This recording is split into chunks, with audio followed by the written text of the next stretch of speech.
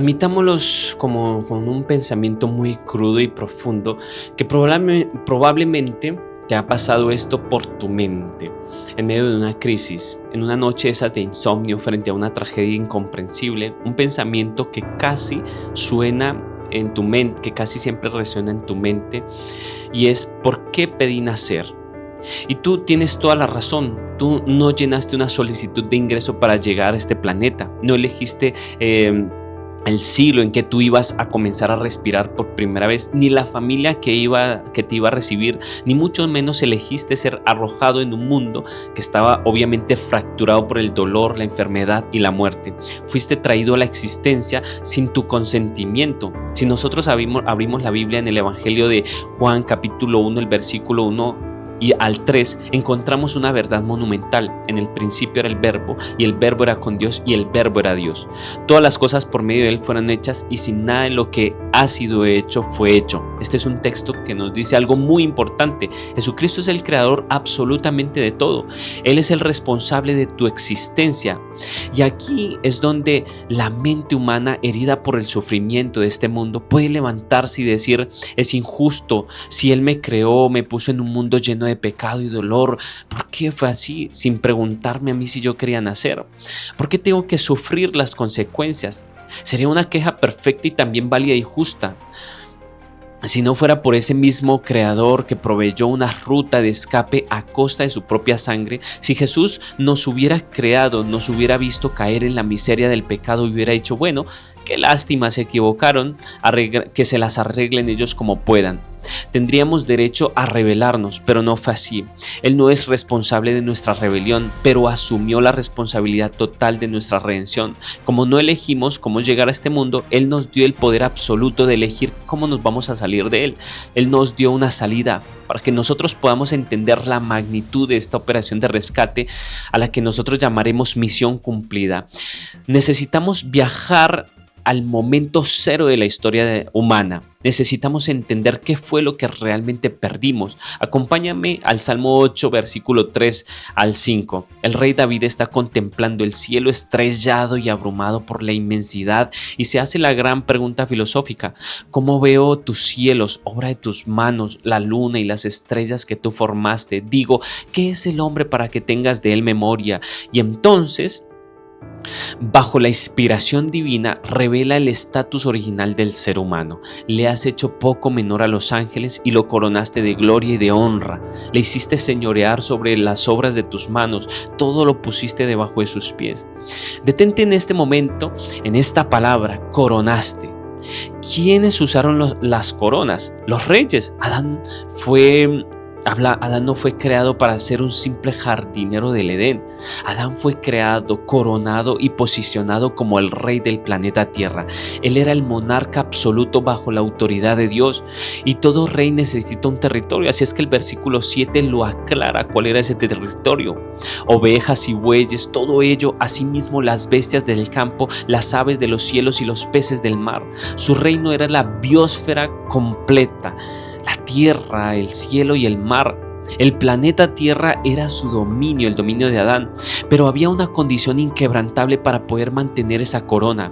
El rey de la tierra debía mantener una obediencia perfecta a la ley santa de su creador, la ley de Dios, que es el dueño en sí mismo y de toda la creación, que era absolutamente hermosa y sin pecado.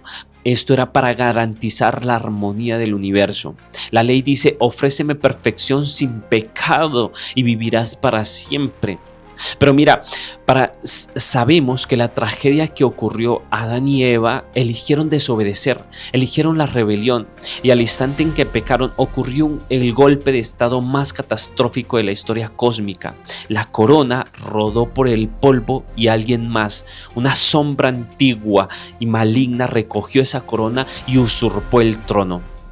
¿Quieres pruebas de este golpe de estado? Vamos a ir a Lucas capítulo 4, el versículo 5 al 7.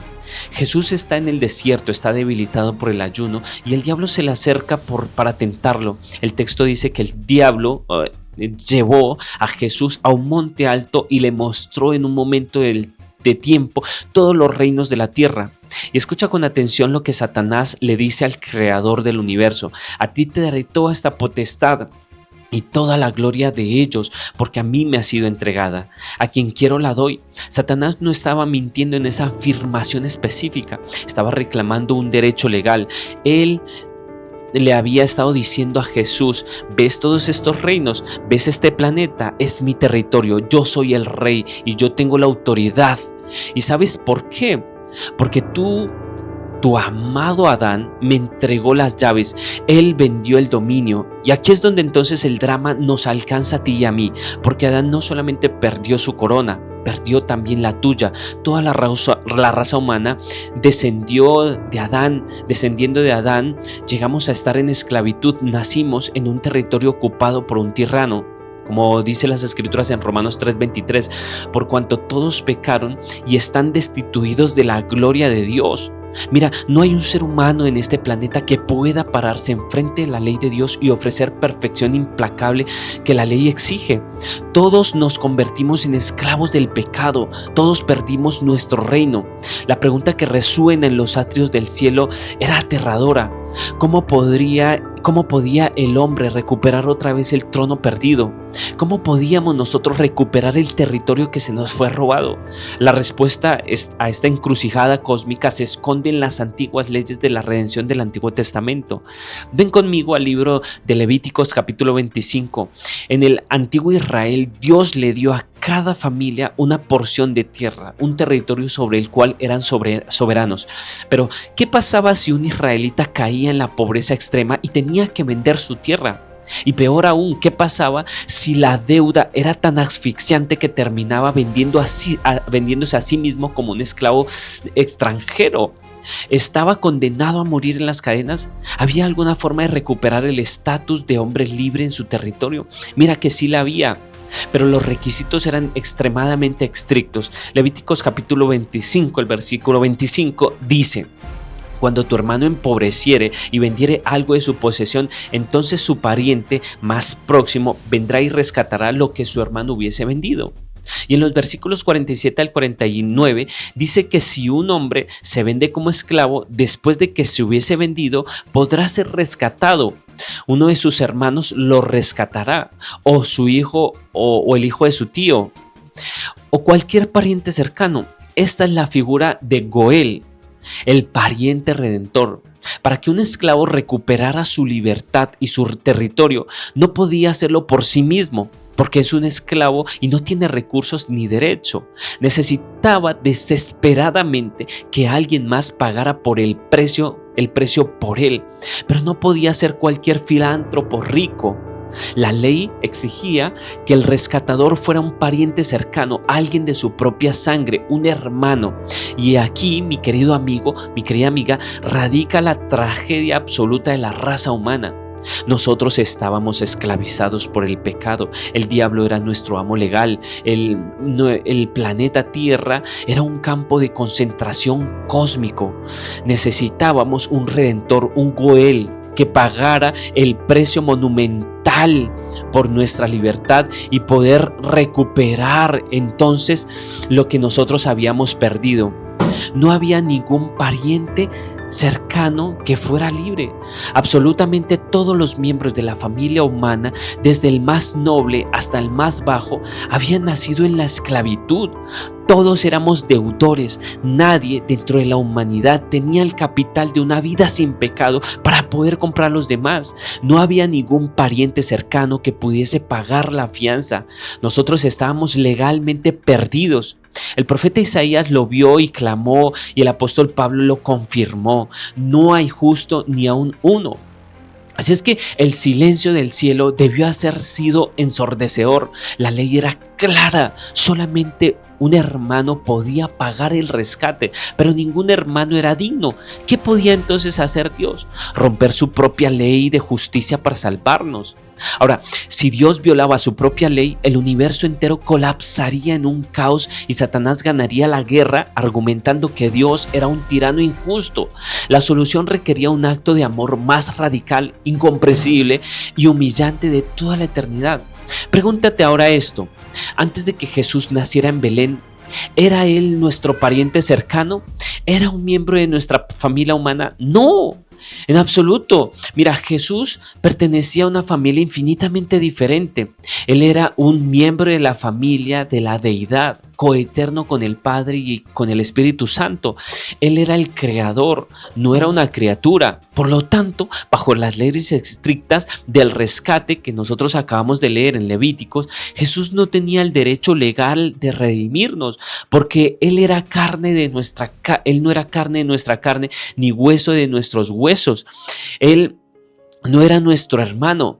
Entonces, para poder aplicar la ley de la redención y salvarnos, Jesús tenía que hacer algo impensable. Tenía que cambiar de familia. Ahora imagina la escena en las cortes celestiales. Jesús reúne a los millones de ángeles, a los seres de la luz que no han caído, y les anuncia el plan maestro. Voy a dejar este trono, voy a abandonar la adoración de ustedes, voy a descender a este planeta oscuro y rebelde y voy a enfrentar a ese gigante, al enemigo usurpador. En el lugar de todos esos esclavos que han perdido su herencia, voy a pelear por ellos. Pero para que eso sea legal, para que mi victoria sea la de ellos, tengo que convertirme en uno de ellos, tengo que unirme a su raza. Y así ocurrió el milagro insondable que Juan capítulo 1, el versículo 14, describe con una sencillez que esconde un poder atómico. Y aquel verbo fue hecho carne y habitó entre nosotros, y vimos su gloria, gloria como el unigénito del Padre, lleno de gracia y de verdad.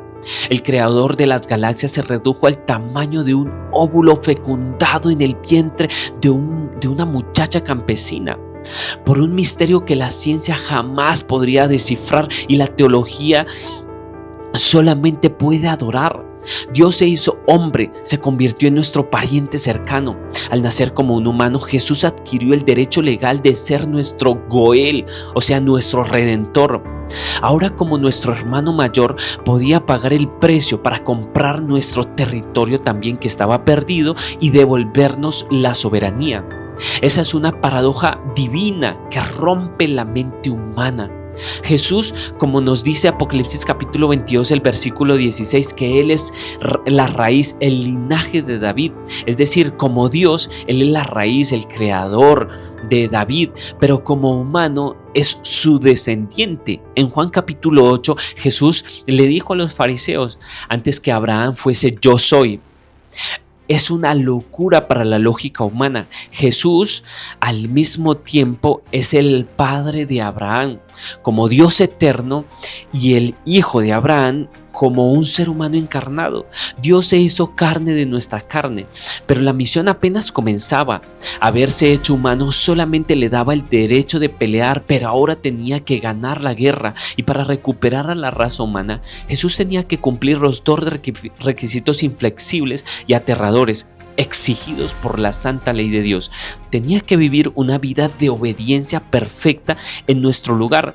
Tenía que ofrecer a la ley la perfección implacable de nosotros, que nosotros nunca pudimos lograr. Tenía que morir a una muerte ejecutoria en nuestro lugar. Como nosotros habíamos pecado y la paga del pecado es la muerte, Él tenía que absorber todo el castigo cósmico que nos correspondía a nosotros. Tenía que vivir por todos nosotros, tenía que morir por todos nosotros. Y solo podía hacerlo porque Él era el creador de todos nosotros. Solo el valor de la vida del Creador equivale a la vida de todas las criaturas combinadas. Este doble propósito estaba magistralmente ilustrado en el servicio del santuario del Antiguo Testamento. ¿Recuerdas al Cordero de la Pascua? Ven conmigo a Éxodo capítulo 2, el versículo 5 y 6. A menudo nosotros pensamos que la historia del Cordero solo se trata del momento en que lo matan en el altar, pero la Biblia dice: el animal sería sin defecto, macho de 1 año, y lo guardaréis hasta el día 14 de este mes, y lo inmolará toda la congregación del pueblo de Israel entre las 2 tardes. Y observa los pasos. Primero, debían examinar al cordero meticulosamente para poder asegurarse de que no tuviera ningún defecto ni mancha. Ese cordero sin mancha representa la vida perfecta y santa, sin pecado, que Jesús vivió en medio de nuestro mundo sucio. Luego, el sacrificio animal representa su muerte sustitutoria en la cruz, pagando por nuestros pecados. Como dice el apóstol Pedro: fuiste rescatados apartados de la mala manera de vivir, con la sangre preciosa de Cristo, como de un cordero sin mancha y sin contaminación. Primera de Pedro capítulo 1, el versículo 18 y versículo 19. Mira, Jesús se despidió del cielo prometiendo: estaré allí abajo 33 años. Voy a vivir una vida sin una sola falta. No cederé ante la ley del egoísmo. Y al final, aunque seré un cordero perfecto, entregaré mi vida como rescate por muchos. Tengan lista la fiesta, porque regresaré como un héroe de guerra victorioso. Imagino que le diría a los ángeles. Ahora, ¿crees que el diablo no sabía que iba a venir Jesús? Por supuesto que lo sabía. Sus demonios temblaban ante él. En Marcos capítulo 1, el versículo 23 y 24, un hombre poseído por un espíritu inmundo le gritó en la sinagoga: ¡Ah! ¿Qué tienes con nosotros, Jesús Nazaret? ¿Has venido para destruirnos? Sé quién eres, el Santo de Dios. Mira, los demonios conocían su identidad secreta y conocían la misión táctica. Venía a destruirlos y a devolverle a Adán el trono perdido. Por lo tanto, si la misión de Jesús era vivir una vida perfecta y luego morir como sacrificio por el pecado, la misión de Satanás era absurdamente simple pero brutal: impedir que Jesús hiciera ambas cosas. Así es que Satanás trabajó 24 horas del día, 7 días a la semana, 365 días al año durante 33 años, utilizando 4 métodos asesinos para sabotear la misión cumplida. El método 1: el asesinato prematuro. El diablo razonó: si logro matarlo antes de que llegue la hora señalada por Dios en la cruz, su muerte será un asesinato común, no un sacrificio voluntario por el pecado, y la humanidad quedará condenada a mí. Por eso entonces vemos al dragón en Apocalipsis capítulo 12, que está parado frente a la mujer para devorar a su hijo tan pronto como naciera. Utilizó la paranoia del rey Herodes para ordenar la masacre de los bebés de Belén, y también utilizó la tormenta sobrenatural en el mar de Galilea para intentar ahogarlo mientras él dormía en la barca.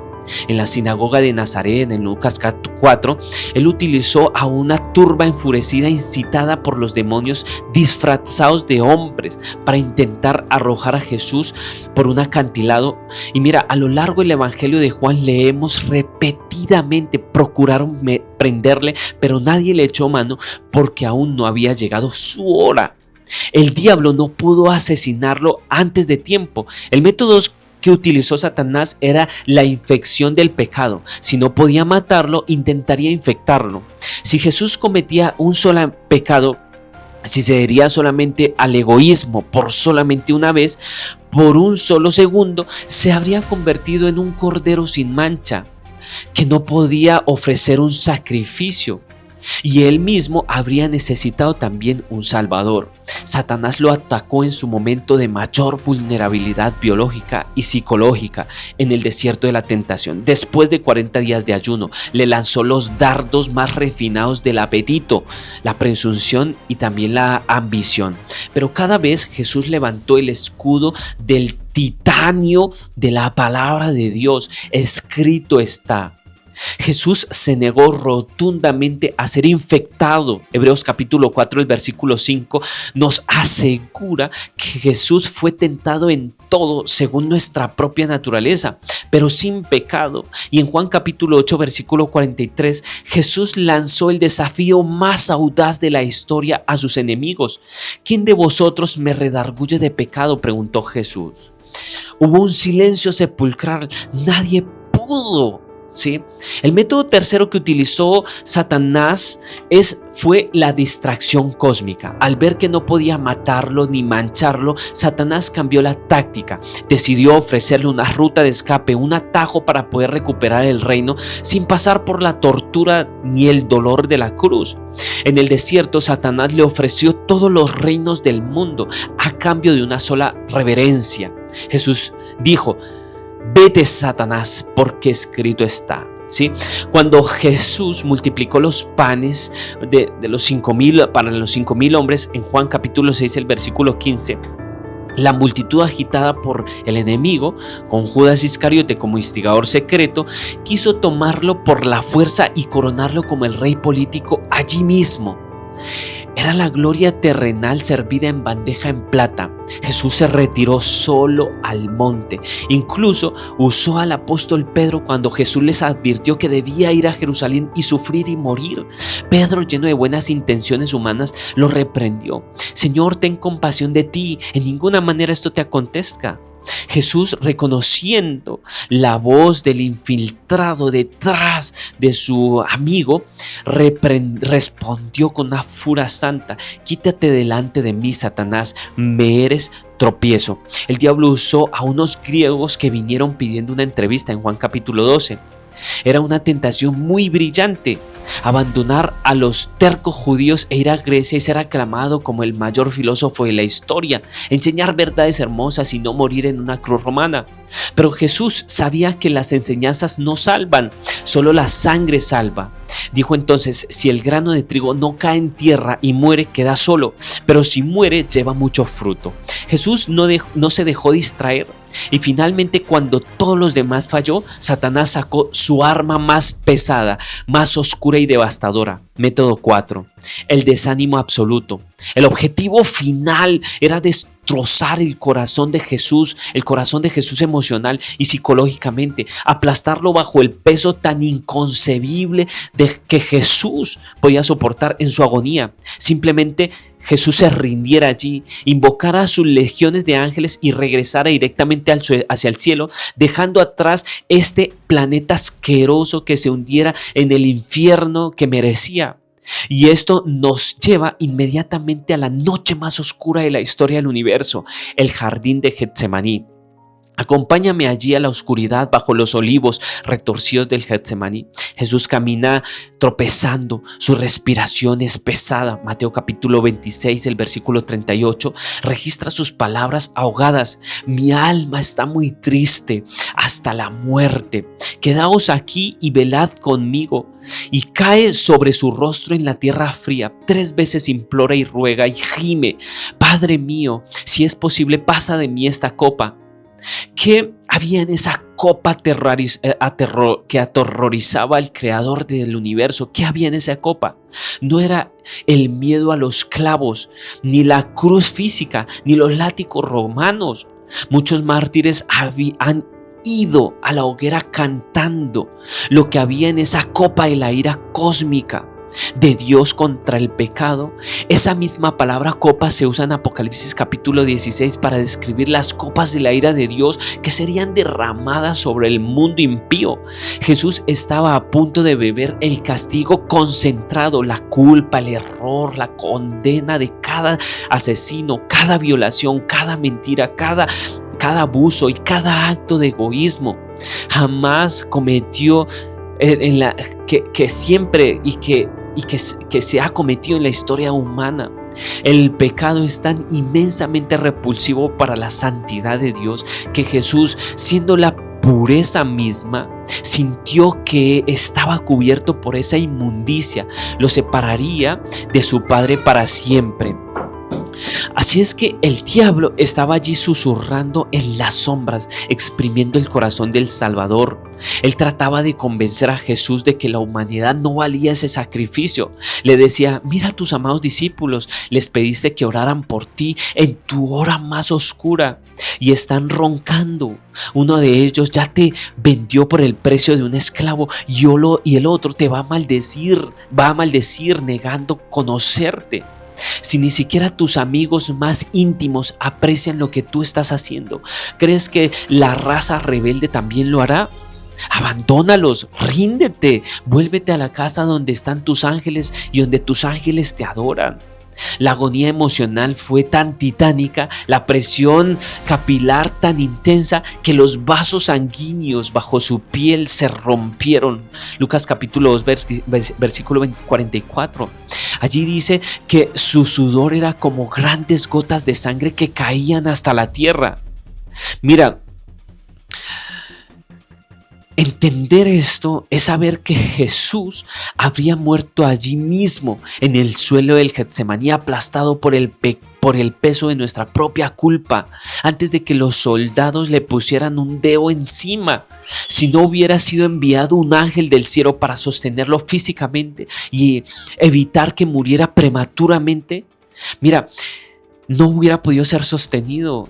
Jesús fue traicionado, escupido, abofeteado, coronado de espinas punzantes y burlado. Los soldados romanos se arrodillaron en sarcasmo. Salve, rey de los judíos, decían. Incluso clavado en la madera áspera de esa cruz, Satanás usó a los líderes religiosos para lanzarle el último dardo de distracción. A otros salvó y a sí mismo no se puede salvar. Si es el rey de Israel, descienda ahora de la cruz y creeremos en él. Con un solo pensamiento Jesús podía haber aniquilado a todos sus verdugos. Él mismo le había dicho a Pedro: ¿acaso piensas que no puedo ahora a mi Padre orar y que Él no me daría más de 2 legiones de ángeles? Podría haberse bajado, podría haberse dejado a ti, podría haber dejado a ti y a mí a nuestra propia suerte, pero el amor, un amor más fuerte que la muerte, más profundo que el infierno, lo mantuvo clavado allí. Y entonces el clímax del terror, a las 3 de la tarde, el sol se oscureció y el Padre ocultó su rostro. Jesús, envuelto en tinieblas absolutas, sintiendo el abandono cósmico de que todo pecador sentiría al final, en el juicio final, gritó desgarrando el cielo: Dios mío, ¿por qué me has desamparado? Él no podía ver más allá del portal de la tumba. Temía que su separación del Padre fuera eterna por haber asumido la asquerosa carga de nuestros pecados, pero luego ese abismo de absoluta oscuridad, la fe de Jesús brilló con una intensidad que iluminó el universo. En Juan capítulo 19, el versículo 30, Él pronuncia las palabras más grandiosas de la historia humana. Una sola palabra en griego, tetelestai. Consumado es. Estaba diciendo: Padre, he vivido la vida perfecta, he pagado la deuda de sangre del esclavo humano. La misión táctica está cumplida, la salvación está asegurada para todo aquel que cree. Y sus últimas palabras registradas en Lucas capítulo 23, 46 no fueron desesperación, fueron el testamento final de una fe invencible. Padre, en tus manos encomiendo mi espíritu. Jesús estaba reclamando la divina promesa, estaba diciendo: no siento tu presencia, no veo la luz al final del túnel, pero me aferro a tu promesa de que resucitarás mi alma. Encomiendo mi identidad en tus manos de amor. Y habiendo dicho esto, su corazón destrozado dejó de latir. Él murió, nuestra muerte, para que nosotros podamos vivir su vida.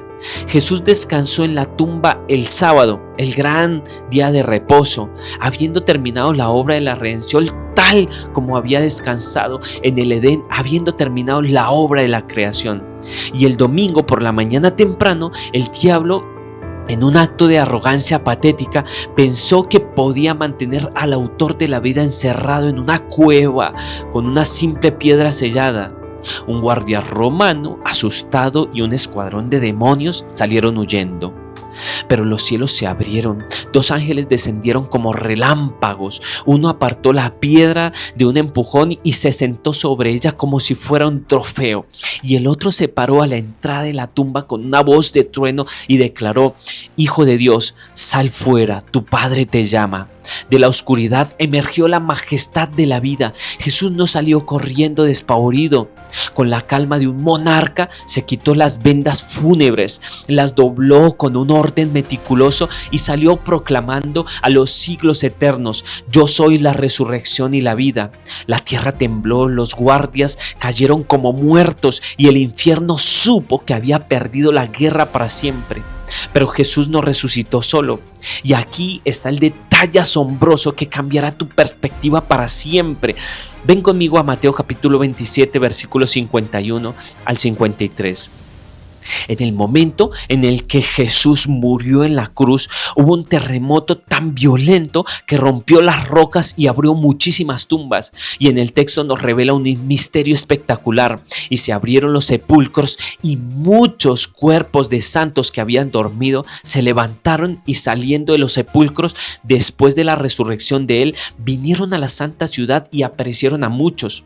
Mira, una multitud de creyentes fieles del pasado resucitó con él. Caminaron por las calles de Jerusalén durante 40 días testificando del poder del Mesías. Y cuando llegó el día de la ascensión, cuando Jesús se elevó desafiando la gravedad hacia el cielo, no fue con las manos vacías. Se llevó a esta multitud de santos resucitados con él. Fueron llevados al cielo como primicias, como el primer manojo de la cosecha. Y al llevar este grupo de seres humanos al cielo, Jesús le estaba restregando la victoria en la cara al diablo. Le estaba diciendo: Satanás, míralos bien, son carne y sangre humana, estaban bajo tu dominio en la tumba, pero yo pagué su rescate. Hoy solo me llevo esta pequeña muestra a mi reino, pero escúchalo muy bien: el día en que yo regrese en las nubes, vaciaré cada tumba de este planeta y me llevaré al resto. Y esto nos deja frente a uno de los mayores misterios de las Escrituras. Algunos estudiosos han llegado a la conclusión de que si este grupo élite de santos resucitados que ascendieron con Cristo son los misteriosos 24 ancianos que encontramos sentados en el trono de Dios alrededor de Apocalipsis capítulo 4 y 5. Pero ¿es cierto eso? ¿Son estos primeros frutos realmente los 24 ancianos? ¿O son los 24 ancianos un grupo completamente diferente que juega un papel aún más vital y sorprendente en el plan de la salvación a nivel cósmico? Esa es la pregunta. Mira, te aseguro que la respuesta a esta pregunta tiene el poder para transformar tu visión del cielo y de tu propia importancia en el plan de Dios. No te pierdas nuestro próximo y emocionante episodio donde abriremos los libros de los cielos para poder descifrar la verdadera identidad de los 24 ancianos. Hasta entonces, detente en un momento y reflexiona. Todo este esfuerzo cósmico, toda esta sangre derramada fue por ti, porque tú valías muchísimo ante Dios y vales. Tu hermano mayor ya pagó tu rescate. El reino es tuyo de nuevo. Ahora la pregunta es: ¿estás listo para aceptar hoy la libertad que Él compró por su propia sangre? Déjame por favor en un comentario de fe aquí abajo. Comparte por favor esta inmensa verdad y apoya también nuestro ministerio para seguir destapando los misterios de la Biblia. Mira, que la gracia de nuestro pariente y redentor Jesucristo te abrace hoy y para siempre. Y te envío un inmenso abrazo. Dios te bendiga.